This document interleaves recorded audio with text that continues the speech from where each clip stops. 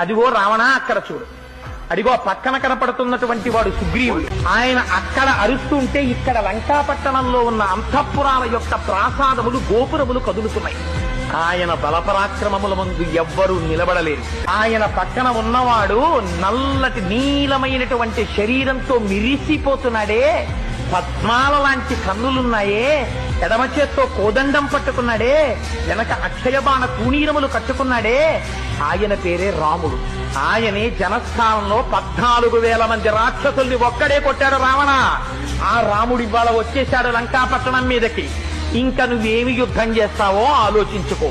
ఆయన బహిప్రాణం లక్ష్మణుడు. ఆయన నిరంతరం అన్నగారిని కంటిని కనురెప్ప కాపాడినట్టు కాపాడుతుంటాడు. రామతుల్యమైన పరాక్రమం ఉన్నవాడు. ఎన్ని అస్త్రశస్త్రములు రాముడికి తెలుసో అన్ని లక్ష్మణుడికి తెలుసు.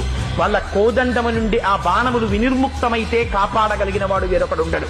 అటువంటి రామలక్ష్మణులు, ఈ సైన్యము అంతా వచ్చింది.